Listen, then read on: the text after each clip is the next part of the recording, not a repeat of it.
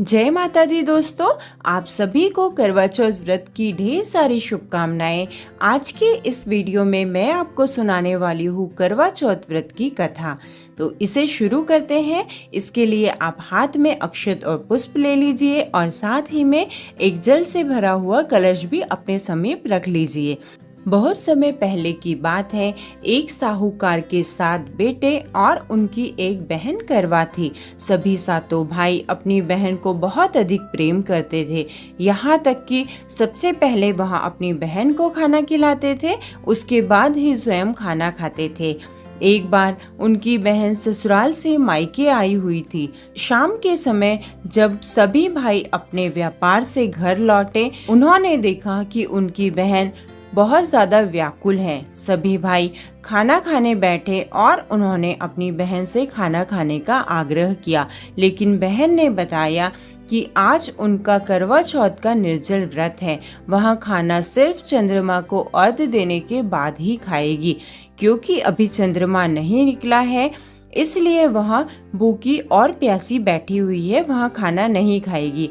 ऐसा बहन के कहने पर सभी भाइयों को अंदर से बहन के लिए बहुत दुख हुआ और उन सभी भाइयों ने साथ में मिलकर एक योजना बनाई कि क्यों ना हम एक झूठा चांद बनाकर बहन का व्रत तोड़वा दे, ताकि बहन भूख से व्याकुल ना हो। सबसे छोटे भाई को अपनी बहन की हालत देखी नहीं गई और वह दूर जाकर पीपल के पेड़ के पास एक दीपक जला के रखा और चलने की ओट में रख दिया। दूर से देखने में वह चंद्रमा जैसे प्रतीक हो रहा था, जैसे चतुर्थी का चांद उदित होता है, उसी की तरह वह दीपक का प्रकाश भी दिखाई दे रहा था। उसके बाद भाई अपनी बहन को बताता है कि चांद निकल आया है, तुम उसे अर्घ्य देकर भोजन ग्रहण कर सकती हो।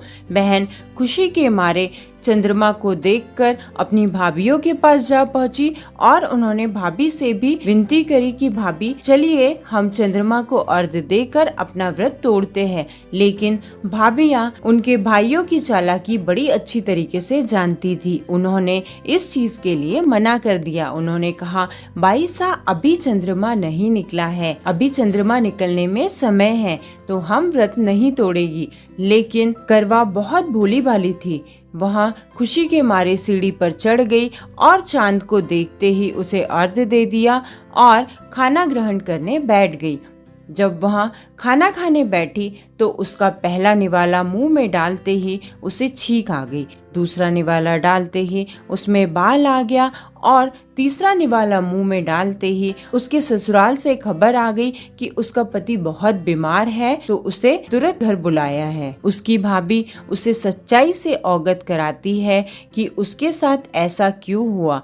करवा चौथ का व्रत गलत तरीके से टूटने के कारण देवता उससे नाराज हो गए और उन्होंने ऐसा किया। करवा की माँ साहूकारनी ने जब करवा को घर से विदा किया ससुराल जाने के लिए, तो उसे बहुत सारे अशुभ संकेत मिलने लगे। तब ही उसने अपनी पुत्री से कहा कि हे पुत्री, तू अपने ससुराल के लिए प्रस्थान कर और जाते जाते रास्ते में तुझे जो भी लोग मिले उनके चरण स्पर्श करती जा और जो भी तुझे सदा सुहागन होने का आशीर्वाद दे, तभी तू चुनरी में एक गांठ लगा लेना। रास्ते में जाते जाते करवा को जो भी लोग मिलते वहाँ उनसे नमस्कार करती, उनके चरण स्पर्श करती और आशीर्वाद लेती जाती। सभी लोग उसे सदा सुखी रहो, खुश रहो, प्रसन्न रहो ऐसा आशीर्वाद देते, बट कोई भी उसे सदा सुहागन रहो ऐसा आशीर्वाद नहीं देता। करवा चलते चलते अपने घर को पहुंच जाती है।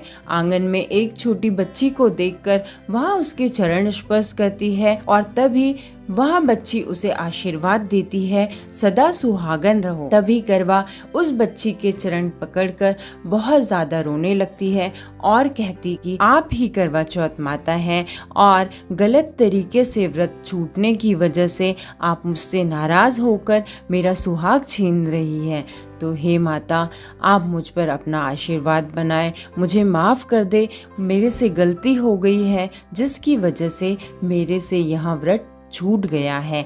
ऐसा कहने पर करवा चौथ माता ने उसे आशीर्वाद दिया और कुछ छींटे उसके पति के ऊपर जल के लगाए, जिससे वह पुनः जीवित हो गया। इस प्रकार करवा चौथ माता ने करवा पर अपनी कृपा बनाई और उस पति को जीवित कर सदा सुहागन रहने का आशीष प्रदान किया। हे करवा चौथ माता, हम सभी पर आप अपनी कृपा दृष्टि बनाए रखिए और हमें सदा सुहागन रखिए। इस कथा को सुनने और कहने वालों को सदा सुहागन का आशीर्वाद प्रदान करिए। तो ये थी करवा चौथ व्रत की कथा। आशा करती हूँ कि आपका करवा चौथ का व्रत मंगलमय हो, शुभ फलदायी हो और आप सभी के ऊपर करवा चौथ माता अपना आशीष प्रदान करें। इसी कामना के साथ अगर इस वीडियो से आपको थोड़ी भी मदद होती है तो एक लाइक और कमेंट में जय माँ करवा जरूर लिखिएगा। धन्यवाद। जल्द ही मिलते हैं एक नए वीडियो के साथ। तब तक के लिए आप सभी का धन्यवाद। जय माता दी।